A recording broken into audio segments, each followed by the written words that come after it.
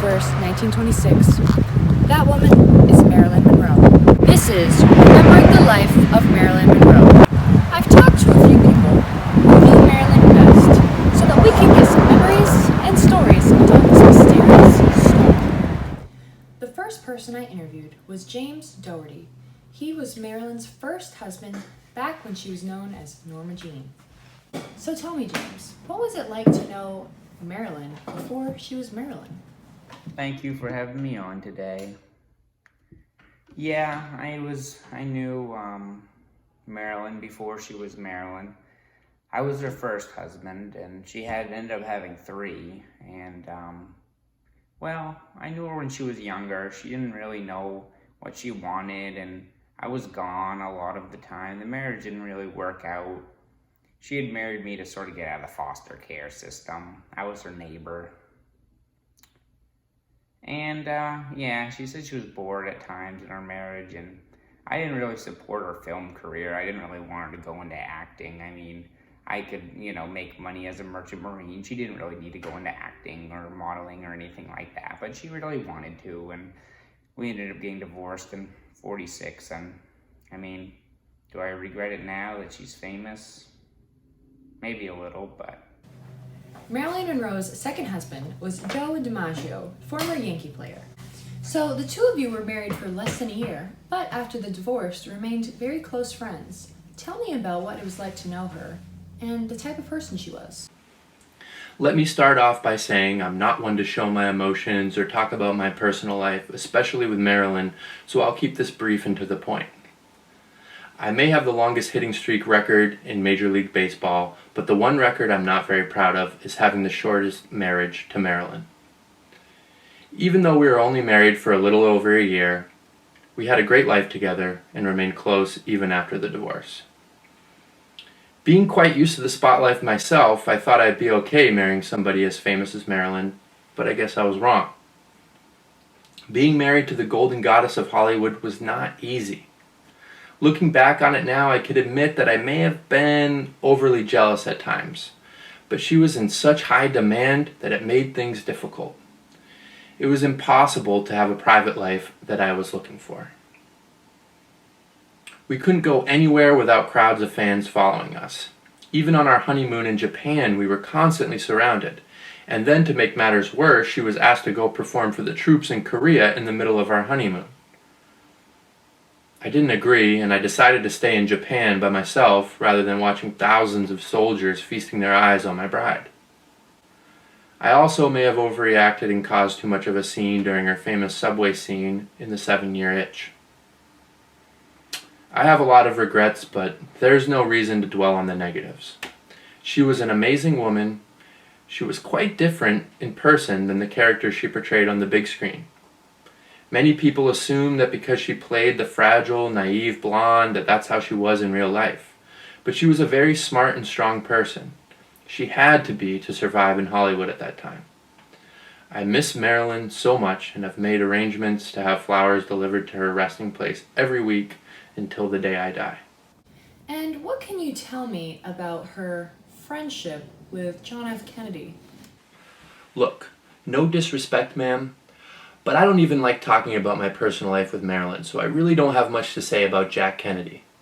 Let's just say when I made her funeral arrangements, Jack and Bobby and all of their family were on the list of people specifically prohibited from attending the service. I didn't want those clowns or any of the Hollywood establishment who were responsible for pushing her over the brink to show their faces that day. Another person who knew Marilyn Monroe very well was her third husband, Arthur Miller, best known for his book, The Crucible. So you two were married for over 5 years. Some might say that you knew her better than anyone. Talk to me a little bit about her struggles with mental illness and about the miscarriages. If ever a woman truly loved me, it was Marilyn. I had gone to LA in late 1950 to pitch a screenplay and visit with friends. They introduced me to her. She was up and coming, seeking fame.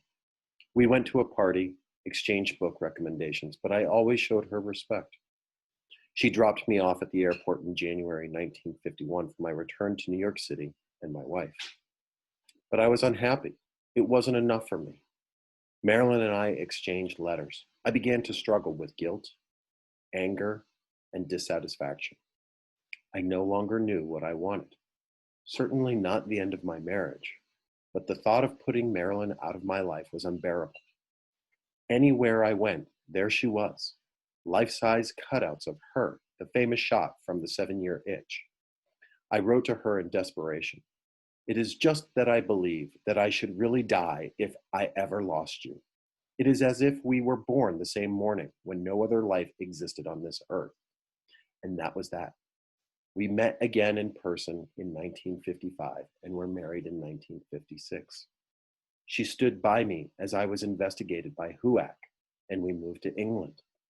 That is where she found my notes, my comments about her embarrassing me sometimes in public. It got worse. She tried, she really did.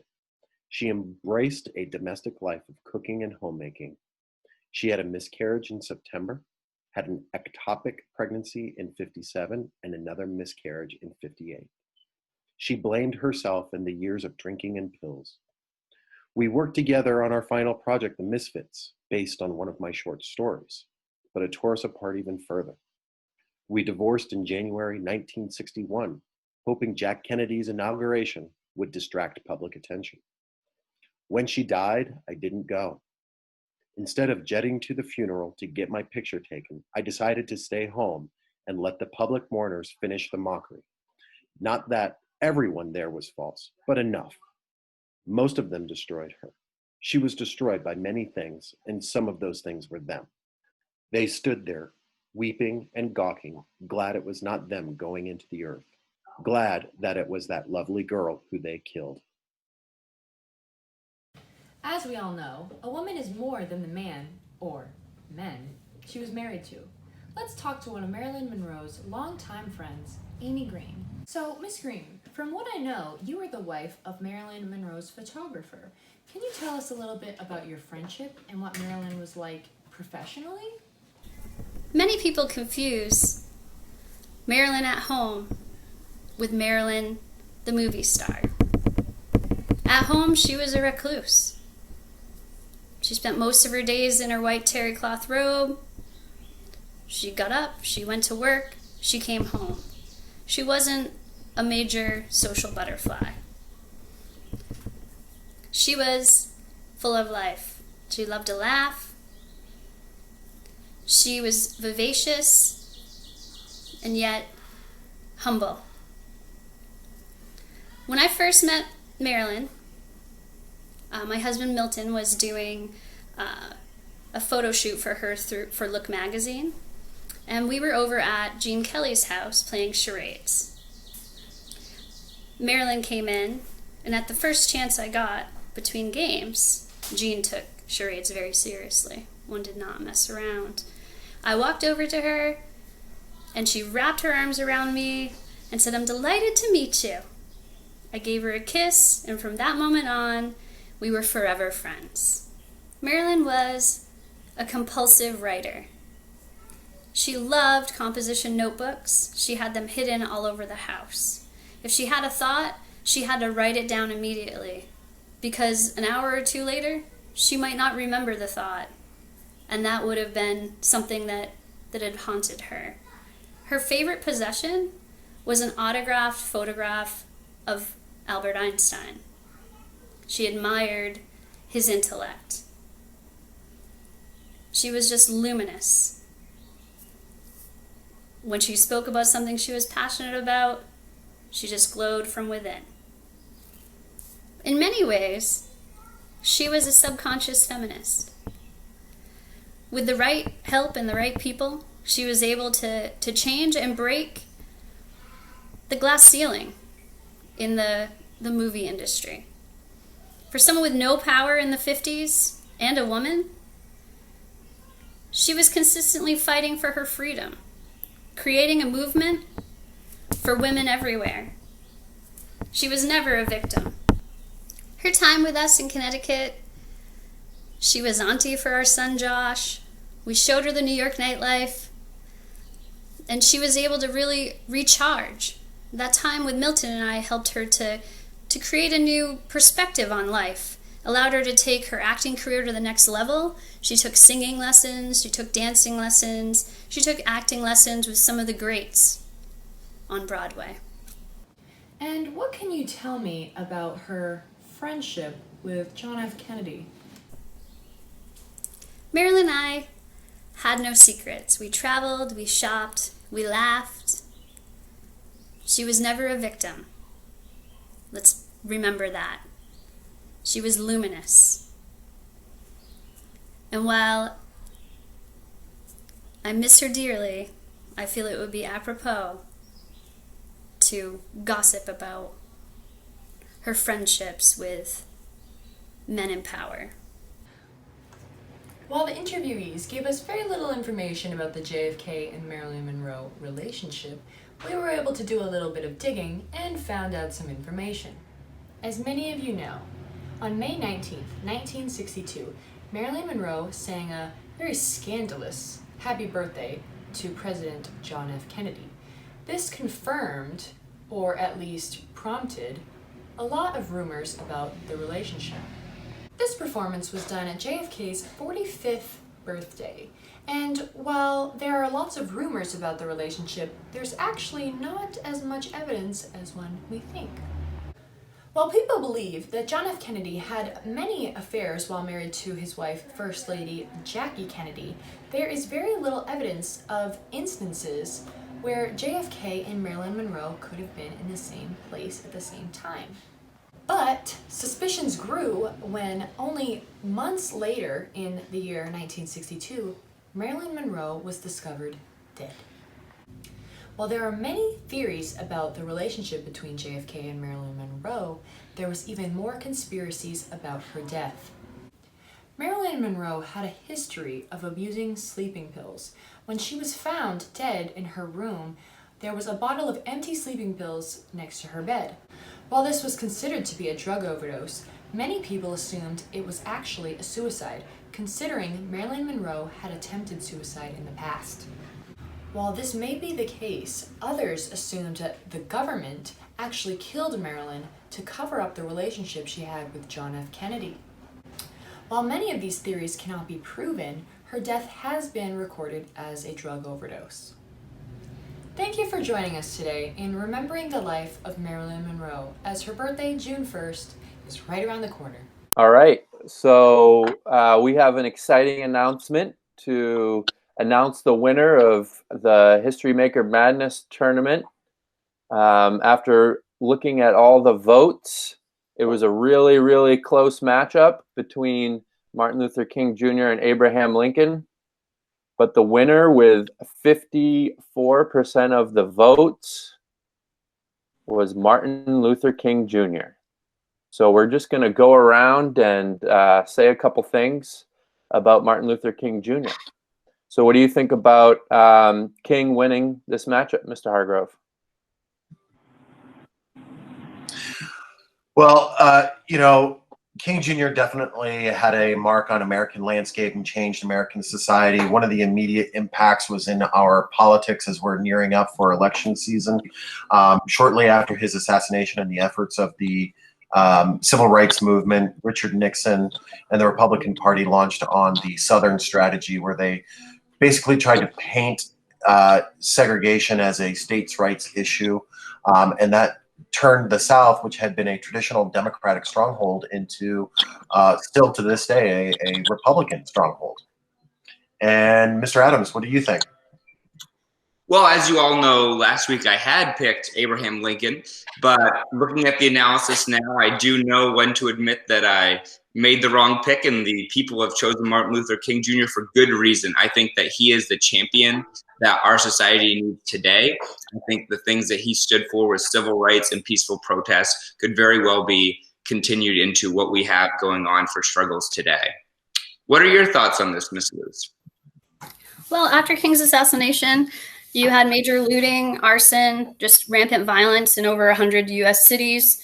It was the biggest or lengthiest period of social unrest since the Civil War, that resulted in, 40 plus people killed.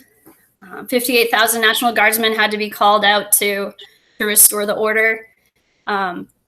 So I think that we can see periods of change happening like that again, like the work is not done of Martin Luther King Jr. What do you think, Sammy? As you guys have seen, for the past 2 weeks, I was pro Martin Luther King Jr. for the Ultimate History Maker. And I think that the fact that he won really shows a lot of people that his history making kind of pushed everything towards what we're dealing with today. And people nowadays are still struggling with equality and civil rights. And we are reminded of Martin Luther King Jr.'s work as we read through the news and see things on TV about what's happening now. And he's just had a huge impact on our world today and into the future. Mr. Peterson? I agree with all four of you. I think he's a very relevant person for today, and despite all of the numerous obstacles that he faced throughout his movement, that he was able to sort of fight hate with love. And so I just want to end it on this quote from Martin Luther King Jr. He said, "Darkness cannot drive out darkness. Only light can do that. Hate cannot drive out hate. Only love can do that." So thank you all for participating in the History Maker Madness tournament.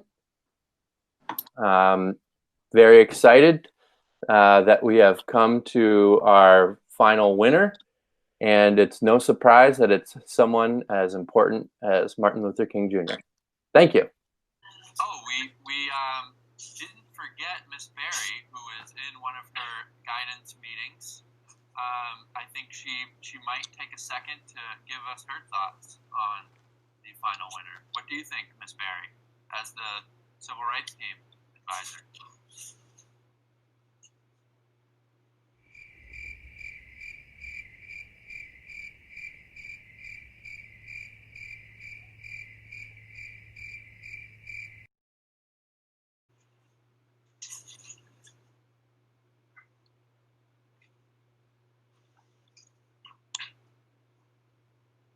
Well, thank you, Miss Barry, for your thoughts. Thanks for joining us.